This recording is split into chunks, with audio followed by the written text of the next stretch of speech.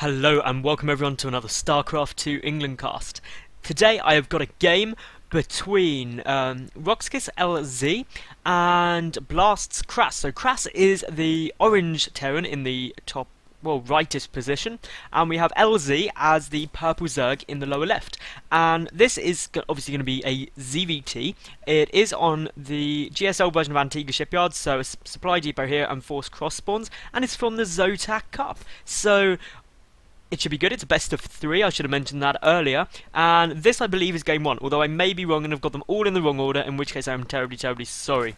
roxkisLZ is just going fairly standard at the moment. He's probably going to go for a 15 hatch and then either a 15 hatch and then probably a 16 pool. Get it right, God.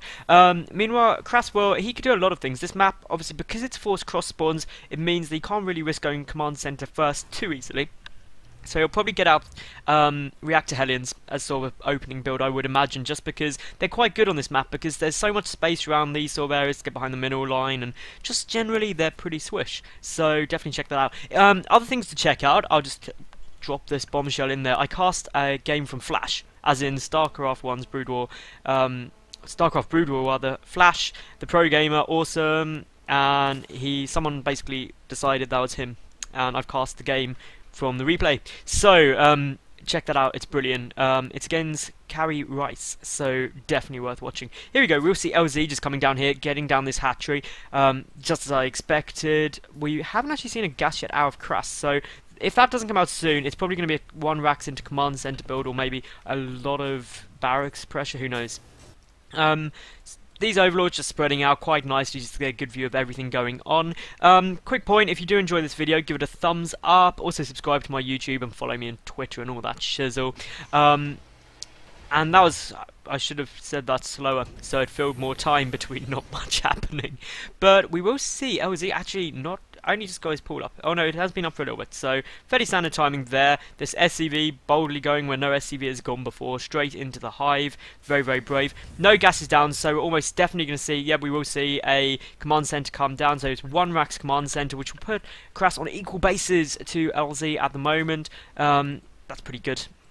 Nothing can be said about that. There goes down a gas for LZ. And really, both these players are just doing pretty standard macro builds at the moment, so that unfortunately leaves me with time, and time isn't too fun. The third base for LZ is quite easy to take here. Obviously he has to put something to watch these rocks at the back, otherwise things can come marching their way up, but as long as he keeps an eye on those, it's not too hard to defend this area, not much worse than defending this area. So that's quite interesting. Likewise for Krass, he does have a bit more of a tough time defending this area, but with some bunkers, and as long as he puts a supply depot or something here just to keep an eye on those rocks as well, he should be fine, because Zerglings take forever to go through rocks, because rocks of course have 3 armor, which means unupgraded Zerglings do 2 damage a hit, so anything short of kind of a lot of roaches or something I'm going to punch through there too quick.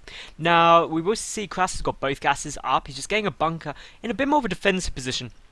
By putting it back here, it means he can cover his ramp, his mineral line, and also this command center, whereas if you put it forward, then obviously there's a risk of Zerglings just running by, which is never too fun. Meanwhile, Zergling speed on the way out here for LZ. He's also happily just macroing up. He's getting drones and drones and drones. Meanwhile, a reactor coming out here and the factory building, so Reactor Hellions are on the cards for Krass, and who can blame him, because Reactor Hellions are pretty good until the patch when Queens get range 5. No, we won't talk about balance. I can't actually talk either, I'm a Zerg player, so I'm just super happy about that. Sorry, Tones. Anyway, we will just see this bunker has now been loaded up with those 4 Marines, so everything's pretty nice on both sides here. roxkisLZ is just playing pretty standard still, just droning. If we take a look at the worker count, 36 to 24, so just 12 workers ahead already, and that could all change if this factory does enough. But there's this Zergling at the watchtower, which is essential. All Zerg players take watchtowers. They're brilliant. They let you know when you need to build units because shit, you're about to die. Meanwhile though, this is a follow-up, so it's Reactor Hellions into a reactor starport, no, a tech lab starport, which means Banshees all the way. Now, I don't want to judge you, Krass, but you are literally going Reactor Hellions into Banshees. Kind of like the 2 things Zerg players hate. and you're doing both of them. What is LZ going to be able to do to cope with that? Well, he's got a Roach Warren coming out, so he's prepared to deal with the Hellions. These Hellions are now going to do literally nothing, even if they are massed out, because, well, there's some Roaches on the way, and it's going to be Cloak Banshees as well. Now, Lair hasn't been started yet. There is no sign of an Evolution Chamber. Obviously, if this was a ZvP, then the Evo would have been got at the same time as the Roach Warren, but it's not, because Krass is a Terran, and he's going to go for those Banshees, and they're going to rain some pain down on LZ. Meanwhile, this Queen is just guarding the ramp nice and far forward. If this was the patch, you could have hit those Hellions then probably quite easily. Some more barracks being added on. There's Stim as well, so this is quite...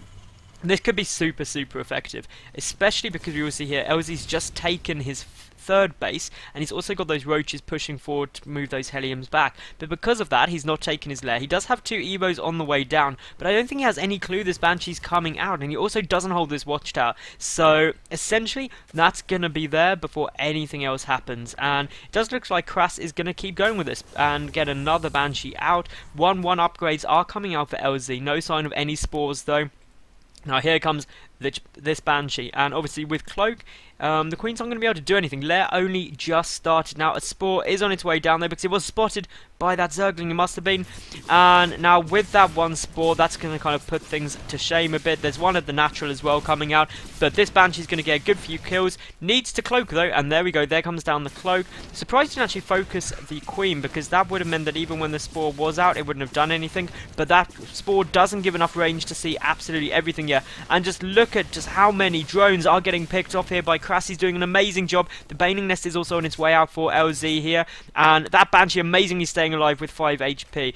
The Hellions doing a great job of keeping map control. 9 workers have been killed already by LZ, but this third base is going to make huge differences. I'm sorry, something just pinged in the background. I have no idea what that was. Some silly Windows update. And just look at these Hellions doing huge damage to the mineral line. The drones were lined up terribly, but we will see here that Roaches are coming to the rescue, but not before even more drones go down, and all the Hellions manage to escape, and that does now mean we have 18 workers killed so far. There's also this Banshee coming in to poke in here, but there's a Spore there, so this Banshee does need to be a bit careful. Look at, well, it's just going to happily pick away at drone after drone, and this is just a nightmare for LZ because he has to deal with all of these lost units, and that's just going to be a nightmare because, well, he's got to keep reproducing them, which takes up lava. We will see an Overseer on its way out just to give detection. 2 Queens are coming down to try and deal with this, but 1 Queen getting focused down already by this Banshee and will get taken out. That's quite a big loss because he'll damage the production capability of LZ. LZ's also been missing a lot of injects so far. He's got that Spire, although, coming out, but look at this. This is quite a big force. A lot of Marauders, a lot of Hellions, and a lot of Marines, and these 2 Banshees can also come and join the fray. There's a third one, which is going back to get repaired. All tech labs on here at the moment. Concussive Shell is done, so is Stim. No sign of combat shield yet, and this little push could be quite nasty because, well, Krass is about 25 supply ahead, give or take a little bit, but here comes out some Roaches and Speedlings here. LZ is doing a great job with his creep spread, I must say, already kind of getting up to about a third of the way across the map. He's got all his bases connected nicely. Some Banelings are on the field. A lot more Banelings getting morphed in, which is fine, except most of this force is Marauders, and they do not take much damage from Banelings at all. Now with the Scan Wheel Guard, we'll see all of the Banelings. Some amazing kiting going on here. Obviously, with those Marauders and Concussive Shell, they will just wreck this army, and they also wreck Roaches and don't take much damage from Banelings, but they are still quite clumped up. The splitting not ideal, but that was not cost effective using that many Banelings on killing so few Marauders, and essentially this has just forced so many units out of LZ that after all of the drones he's lost, he's in a nightmare point. But these Banshees just coming in, and they are helping so much. They're just picking off literally all of these Roaches, but Mutas are on the way. But where's the detection? Where's the detection? There it goes. It's coming in, and this one Mutalisk bravely trying to pick it off is going to be joined by some friends though, who will hopefully be able to kill a Banshee or 2. Or not, as the case may be, because, well, Banshees are quicker than Overseers, so that Banshee will get out of detection rate very quickly. Now, meanwhile, if we take a look back at Krass's base, he's got some more barracks up. He's killing off this Overlord, which annoyingly has spread so much creep that this will take forever to recede, or what at least will feel like forever for Krass. There's also an Overseer in his base, which he just seems to not be too worried about. Just like, yeah, it's just chilling there, just having a look, being like, hey guys, what are you doing? He's kind of like that stalker friend you can never get rid of. Meanwhile, a macro hatch on the way down for LZ. He's got 2-2 upgrades nearly finished. He's got his lair. That Banshee, one Banshee just went down, I think. Just missed that slightly, but here comes the Muters. They're going to clean this all up nicely. And essentially, once Muters are out, Banshees become really not too good. So can't blame him for that. This command center being built there just because the creep will take so long to recede back, and essentially this is all just a bit of a pain for Krass. He can't take his third base, his base down, but if we just take a look here, this Banshee is just being a complete irritation. Just even though it's not really picking off much, it's killing just a couple of Zerglings, which is a couple of Zerglings which were alive before the Banshee started shooting them, and that in itself is a pain. That macro hatch is now done for LZ. He's still not got an infestation pit as far as I can see, so no hive tech will be coming out anytime soon. And of course we're at about 15 minutes, so that's really when you want to start progressing to hive. There goes the infestation pit, but still, by the time that's finished, by the time you've teched up to hive and got a greater spire, Broodlords are a long way off at the moment, and that's going to put Krass in a great spot. If we take a look at the worker count, it's 65 to 62. That's not what LZ wants, and really he needs to be at about 74 drones. He should be far ahead. He should have been able to be fully pumping out units, but he's going to try and go for it, and this is a bit of a brave move. Tanks have got a great siege position, but LZ has forced a cancel on that command center. That is big, that is huge, that is like galactically big in terms of how long he's going to delay this expansion from going down. But Krass's approach is just going to be, well, if you kill one command center, I'll build two. It's oh, what is that mythical creature with the heads? You chop them off. It's in my brain, but I just can't think of it right now. All I can think of is Hydralisk. It's something like, I can't remember, but that's beside the point. We will see a lot of missile turrets here though, but the Mutalisks are feeling brave. They're going to go for it, but they're going to take some losses regardless. But these actually aren't upgraded at all, so there's just a lot of them just completely ploughing through. But Marines are in the way. He's actually getting, LZ is getting those Mutalisks trapped a little bit, but very good control, pulling back at really the last possible moment. A lot of Banelings getting morphed in.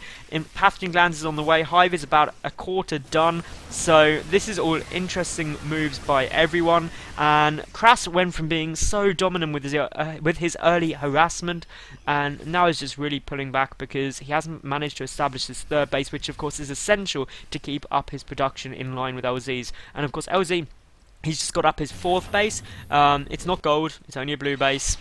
So that is in itself is quite a big telltale, because really even when Krass gets this base up, he's going to be still a base behind, and that will affect all of the production. Meanwhile, there has been a small drop going on here, but it was so little I didn't even pay too much attention to it. I was too busy talking about what everyone else is doing, but it has forced all of LZ's army back, which is allowing Krass to come and take this position forward. And once he gets in a dominating spot here, he's going to be absolutely fine. And those tanks do get a siege up. It is a little bit late. Here comes all of the Banelings and Zerglings. The Muters picking off the Medevacs, which of course is essential to stop those Marines being too much of a pain. The Muters now going to deal with the tanks, and a lot of Banelings have gone off, and I don't actually think that LZ has enough to deal with this, but he's just remaxing on Zerglings. He's got Infestors coming in, and the fact he picked off those tanks means that, well, Zerglings and Infestors are going to be so strong. Fungal growth is incredible against clumped up Marines. You know, this Overseer is still just overseeing everything that Krass does. Still, what have we got going on elsewhere? Well, actually, LZ's not doing much. He's getting his Greater Spire up. He hasn't started 3-3 yet. He has got the money to do so. He also hasn't started his Adrenal Glands upgrade quite yet, but he is getting a 5th base, so we'll lay him off for that. And he's just going to go for it by the looks of things. He's got a lot of Banelings, a lot of Zerglings, and just a couple of Infestors poking along. A couple of big Fungal Growths would make a huge difference here. And there goes one massive Fungal Growth. The Banelings do connect, and this is just being cleaned up by LZ, and there's the GG. So, that was Game 1. I hope you did enjoy. If you did, give it a thumbs up, subscribe, and come and check out Game 2 in this best of 3 from the Zotac Cup.